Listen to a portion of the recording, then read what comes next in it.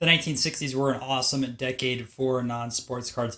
Not only did you have the space race going on between the United States and the Soviet Union, but you also had the explosion of rock and roll music across the world. And in today's video, we're going to be covering the top 35 most expensive cards from this decade. In fact, some of these cards can go over $50,000 in high grade.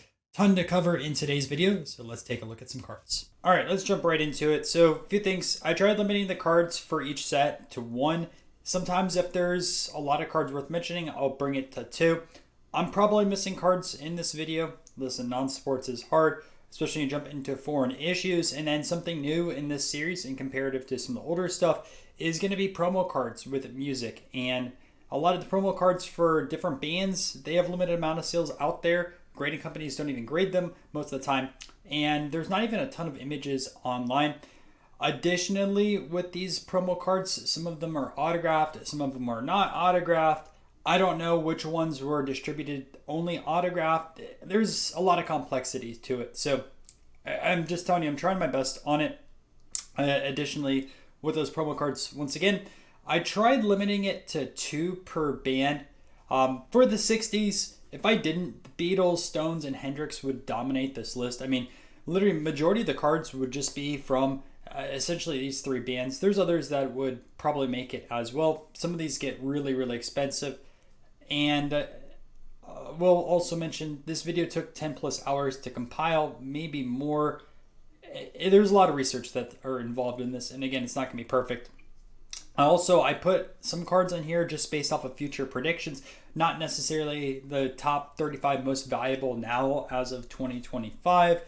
And for some releases like the Hishler gum wrappers, these were documented either from like 1969 to 1970. In my opinion, more evidence points to these as being a 1970 release, so I'm going to put those into the 70s video. So if you're wondering about that set. With that out of the way, let's start going through this. And also make sure to join our Facebook group. Also have a group on Mantle too, so I'll put those down below. The first card we're going to mention is this 1961 New Dinosaur number 6. This has an S variant down below. See wrapper for free album. I don't know if it was just this card or if it's any card in the set can have this S variant. Again, very little information I could find on this type of stuff.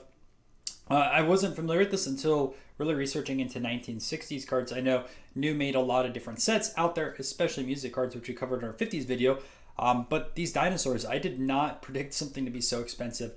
This in a PSA 6 sold for $691, the specific S variant. So flip these over if they're in a bargain bin. If you see this S, you struck gold. Up next, these are going to be gum wrapper cards. So kind of controversial, but in the 60s, there's a lot of gum wrappers that get treated as cards. This is a set out of Israel called Pam Pams. And I believe these are from 1961. Some dates range from 1960 to 1963. I've seen a few sites mention these as 61. So that is my assumption. But again, these dates could be off. Very limited resources online. But what's interesting is this is one of the first quote-unquote cards of JFK. You can see there's two different variants over here, or one's been faded over time. I can't fully tell. I couldn't find any specific comps on them. I will say these are graded by CGC because the next slide, I actually have this in my personal collection. So I purchased this card, and this was Yuri Gagarin, the first person ever in space. This could be his earliest card. I wouldn't be shocked, though, if there was anything out of the old Soviet Union produced a little bit earlier. But this is a very, very early space card, possibly one of the first of an individual. And I want to say I paid like $100 or $200 for this a few years ago. Another Yuri Gagarin card, which I felt like was worth mentioning, is this Mondadori. Probably completely butchered it. This is from Spain. In fact, I actually have this card graded by SGC, and the label is, I think, 4 or 5 lines. One of the craziest labels I've ever seen.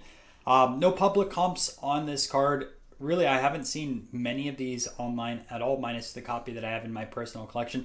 There's other people involved with space within this set too. And yeah, I had to highlight this. He does have other cards from 1962, but I would put this above the others because some others are quite easy to find, this one being super scarce. Next card. So this is a 1962 ABC Color Stars of Clint Eastwood. PSA 4 of this sells anywhere from like $250 to $350. I believe in one of our eBay series videos recently, there was an autographed version that sold, I want to say it sold well over $1,000. Maybe it was like $1,000 or $2,000. I can't remember the exact comp, but this is one of the earliest Clint Eastwood cards out there. He does have a Menko, I believe in the 1950s, but this does outsell it. Additionally, he does have some Dutch cards from the early 60s, but this is kind of the premium Clint Eastwood card to get. All right, so our first promo card is this 1962 Cavern Club Concert, and this back in 2023 sold for $2,805. And what you can see is interesting is on the back, it has Pete Best. Well, this was the drummer before Ringo Starr. So you think of the four Beatles, you have Ringo Starr in there. By the way, still tours to this day, right? Him and Paul both tour separately, not together. But this is before you get the iconic group, a really, really early card of theirs. And yeah, 2023, 2805. All right, we're jumping into Mars Attack. Mars Attack has quite a few kind of iconic cards. This is... I'd say tied with kind of like the first spot, but this is card number 1, The Invasion Begins. I couldn't believe the prices on some of these. PSA 9 sold for $54,000. 8 sells for $20,000, which is incredible to think about. Also, there's a UK version of these that are smaller. Those are going to be from 1964. Mars Attack number 21, which is Prize Captive. This in an 8.5 sells for about $4,000. If I was to do an honorable mention in the set, it would be the Checklist. Again, a card that we featured multiple times in other videos. This is 1963 Katav Publishing Jewish Sports Champions. There's 2 versions of this out there. There's a dotted line versus non-dotted line. From what I can tell, tens of this card go for anywhere between $600 and $750. I believe this is the first chess card we have featured so far in this series. There may be some others as well. I'm not super familiar on the subject matter. I do know someone who watches the channel that knows a lot about chess, so I might ask him about some other stuff out there. All right, another space card. This is kind of another prediction card. It's still kind of an expensive card right now, but I think this card has a ton of potential. But this is out of 1963 Topps Astronauts. Glenn meets the present. So you have a crossover between JFK as well as space. JFK, very famous for helping build up the space program, especially, mentioning it in speeches and the race versus the cosmonauts. But this card is kind of expensive in the 63 set. 6 sells for about $200 and 8 has sold for $500. There was a 10 sale, but that was well over a decade ago. Man, I wish I could have bought that card. All right, one other thing I wanted to mention, there's 2 different versions of this. There's the normal back and there is also a popsicle back. All right, another Beatles promo card from 1963. This one sold for $3,033. Again, mentioning, right, there is so many Beatles promo cards out there. There's probably a few others that are more valuable than the 2 that I showed you today. Let me know down below in the comment section, because I would like to know specifically. I wouldn't say before this video, but for a while I always thought the first Beatles cards came out in 1964, and there's just so many Beatles stuff out there. And then slowly dived in a little bit more to the music side and realized there's a ton of promo cards, but they are so expensive. All right, Rolling Stones. Here's one of their promo cards. This one sold for $450. There seems to be a big disparity in price point between the Stones and the Beatles. Obviously, Beatles are more popular. Personally, I like the Stones a little bit better. But yeah, $450 for this copy. 1964 Outer Limits card number 1, the Television Terror. I did not expect this card to be on here. In fact, I wasn't familiar with it before doing some research. There's also an A&BC gum version of it. 5 in this sells for about $215. PSA 8, $2,125. Martin Luther King from 1964 Chocolate Simons. This card you'll typically find in like 1, maybe 2 shape, because these are all pasted in albums. Interesting enough, one of the earliest Cassius Clay cards is from the set. I personally don't like his hand-cut quote-unquote rookie card, but if you want to look for something that is technically a first card that's not hand-cut, I believe this is that for Cassius Clay. This MLK is one of his earliest, and it sells for $550 in A1 grade. All right, so this card of Bob Dylan has a ton of different sets it was issued with between 1964 and 1967. I'm going to butcher a lot of these French sets, so I'm just not going to pronounce them. But essentially, it's this image, right? Some have borders, some are different sizes, etc. I don't know what these go for. Personally, I've been trying to find one of these of Dylan. I have some safe searches, but I really haven't seen any come for sale in a very long time. But in my opinion, if it went to auction today, it's at least fetching $250 to $300 for any of these cards over here to the side. 1965 Topps Battles. I did have to censor part of it. You could assume why, taking a look at it. Quite expensive. A PSA 8 is about $1,000. A 6 sells for about $300. A 9 sold back in 2019 for $2,200. Card over here of Mickey Mouse and Walt Disney. I'm going to butcher that set, so I'm not going to say it. But back in 2021, this copy over here in an SJC 5 sold for $170. To be honest with you guys, I think this is quite an ugly card in comparison to some of the other Mickey Mouse or Walt cards out there. But there definitely is a market for his rarer stuff. 1966 Monty Gum. This set is full of kind of like iconic sets or iconic bands out there. The Who is also in here, as well as the Beach Boys. They're expensive, but Dylan is the most expensive in the set. He actually has 2 cards in over here. They typically sell anywhere from $150 to $300 raw. There hasn't been a copy that sold, I want to say, in 2 or 3 years. That was the price I believe that I got outbid on. I actually did try to buy these, but I lost on both of those auctions. Maybe they went for a little bit more, maybe they went for a little bit less, but that's just from memory what they were selling for about. Super tough to source these, by the way. Not even just Dylan. You barely see any of the bands populate online. So if you have Dylan, the Beach Boys, or the Who, hit me up because I do want to buy those. Batman. So 1966. To give you guys some context, there are a ton of different releases with the same image on here. So to give you guys more cards in this video, I decided to put all the 1966 Batman together, kind of just like what I did with the 62 Mars Attack. So you have the Topps, which is the most common version out there. A 9 has sold for $45,000.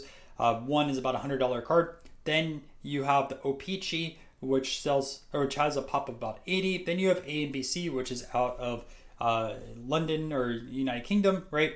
And there's a few different versions of the A and BC. So you have the normal version, you have also a fan club version, and then you have a Netherlands version, which I don't know if that Netherlands version was originally out of UK or if it was actually printed out in the Netherlands or maybe Amsterdam.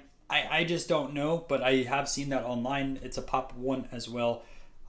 So there's all those. Also wanted to put in Robin because Robin does sell for a decent amount. So the 10 sold back in 2021 for $8,700. A 9 has sold for $3,500. And again, it has all these different variants, just like the Batman does.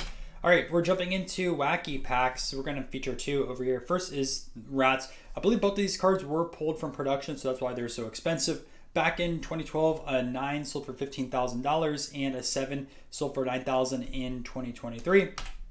And then you have this one over here, Cracked Animals. 7 sold for $10,000 back in 2015. A 4 has sold for $1,200. I want to say between one of these 2 cards, there's one at auction right now. I'm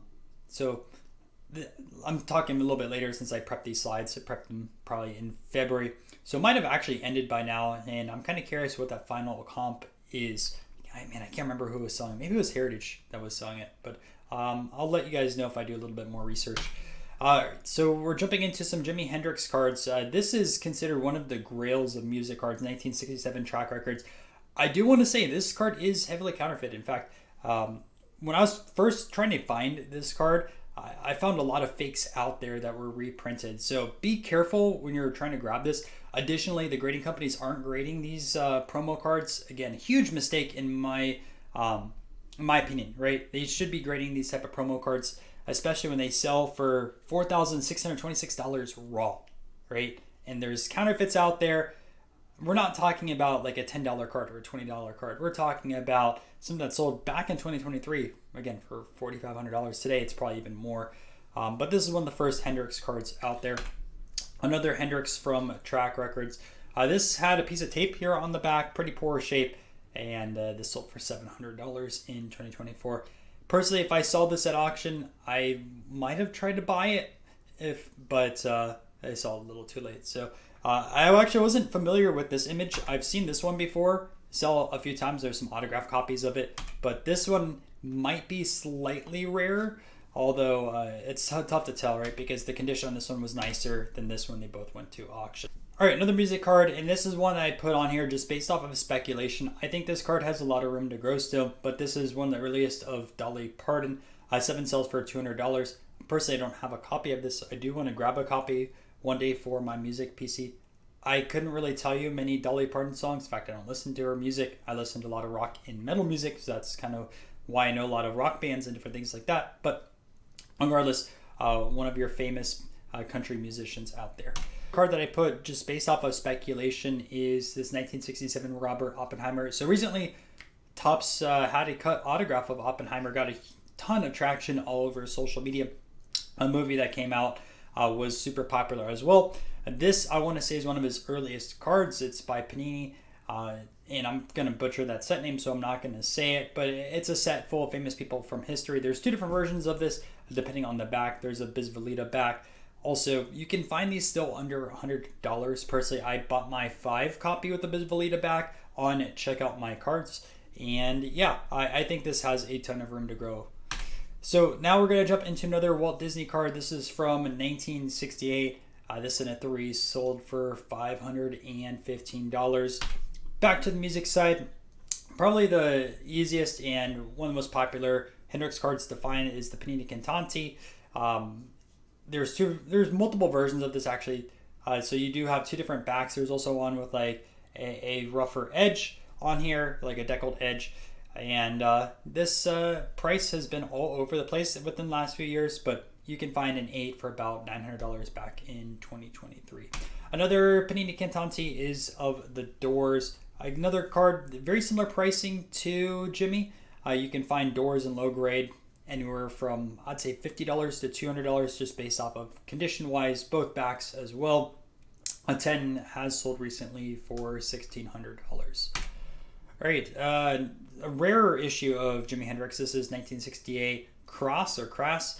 This is a Croatian release, and Crass actually made quite a few music sets in the 60s, 70s, and 80s. I couldn't find any public sales on this. These aren't actually graded right now. Maybe in the future the grading companies will grade them, but it's hard to say. It's tough to get foreign issues graded. We have FKS of Hendrix, a card that I've been searching for years. I've not seen one populate at all. In fact, I have saved searches for FKS just in hopes of trying to find this card. I have no idea what this would go for. And just recently talked in an interview with Dark Brizzo about FKS because I want to say he has an FKS card. It's not of music. It's another non-sports subject matter. But they apparently also printed these out in Spain, so there might be a Spanish version of this card also out there. So good information to know.